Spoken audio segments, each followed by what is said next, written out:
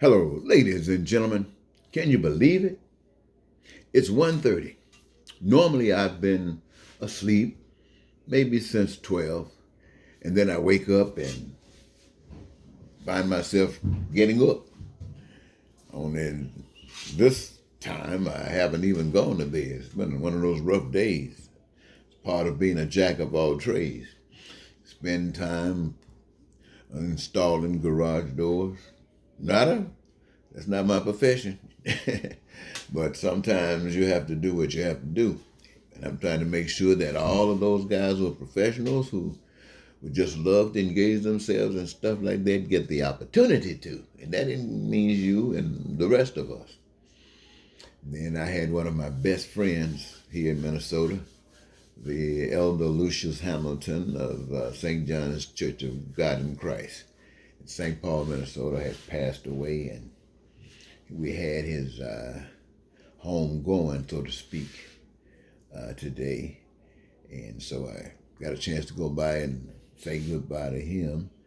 And we had a nice little conversation. It was good. So glad that he has gotten a chance to leave this crap alone.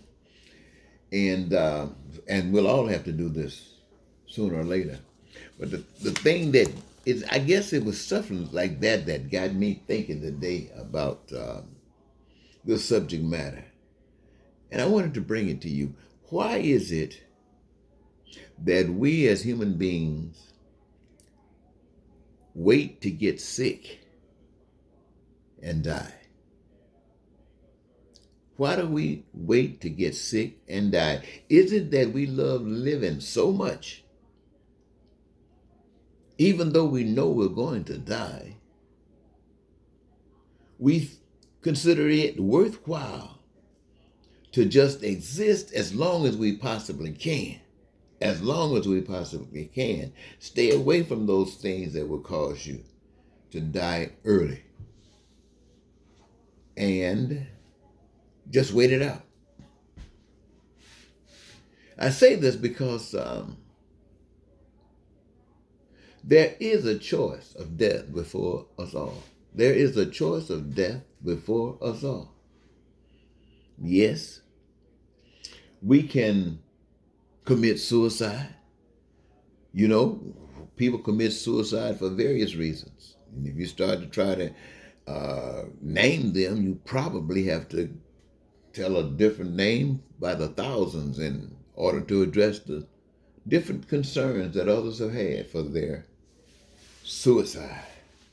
Now, that's just a way. And a lot of times people say, and I have said, that once you're free to live and to be as full of life as you have, then you have the authority, God-given authority, to choose if you want to take your life, if you just want to say goodbye to this world.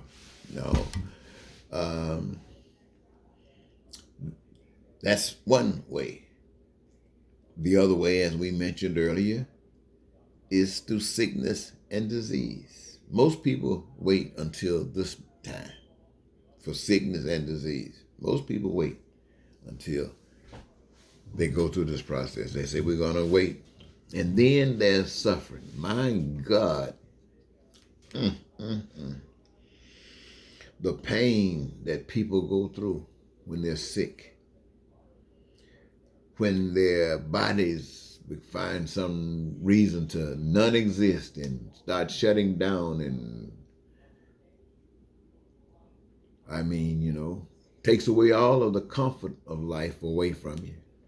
Sometimes you're just lying there waiting and waiting and waiting, and sometimes you can't do anything.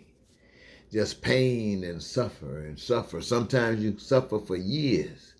Suffer for years. You can't do a thing about it. You pray every night that you can die, and you just can't die. You wake up the next morning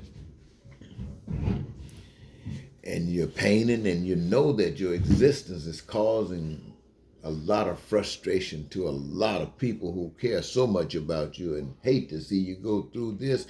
And they're constantly hoping that you would get better, knowing that you're not, and still too afraid to say, God, help them.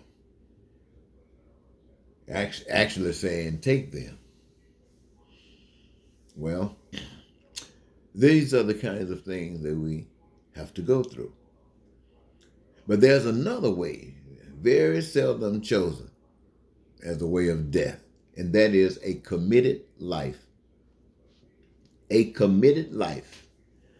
That is being free who you are, loving who you are, and loving all around you, and being what you are, and having compassion and empathy for the world. And just being free. Being free, my friends. Now, somebody said, are you saying that if you being free, sickness and diseases will stay away from you? No, I'm not saying that. I'm saying that if you have compassion for people, being alive is to be able to embrace life throughout everything, seeing it fulfilled and full of energy as you have energy, and for the same basic reasons that you have energy, that is available to all things of life, and that it does not appear or apparent because of one reason or another, but the effort is to cause it to rise out of its depths. Well, a committed life is a life that says, if you get hurt, if you got pain, and it is not because of you hanging around forever. And even if you're hanging around forever, the compassion is still hoping that we can come to that moment in time where the research would have been done, just like it was for this virus, and that people could kind of get a little comfort that whatever those things are that could take them out might be treatable. But then again, a committed life is not about that. That's an excuse. That's an escape. Wonderful, though. I don't want to take that away, especially for those who don't want to die for any reason. And if they conquer this, they're willing to wait again until it comes back and hope, because it comes back usually. But this committed life seems to me, ladies and gentlemen, is a life that says the thing that makes it wonderful is that it has love for all. And wherever there's some pain and suffering, like abuse, like racism and bigotry, like taking away your power to be represented in politics by denying you access to the voting booth. I remember a time back in Mississippi, you had to know how many of you know the Constitution? Well, I won't say Constitution. How many of you know the preamble to the Constitution of the United States of America? I'm sure some of you do, but many of you would know what it means. I mean, what it says. And even if you were able to start it off, you get, after the first two lines, you'd be lost.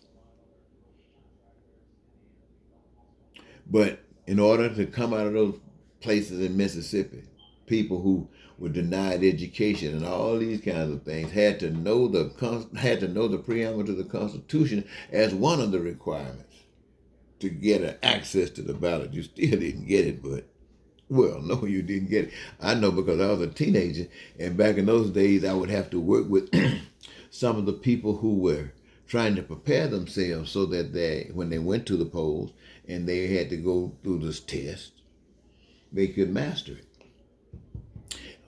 See, all of that must be eliminated.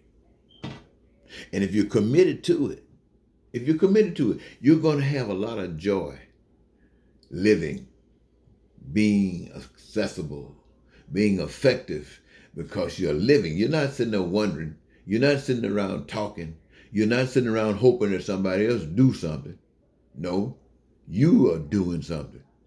That doesn't mean you don't talk, but you usually base your talk on your walking. And that's because people have seen you walk and they're asking you some questions to give you an opportunity to do some talking.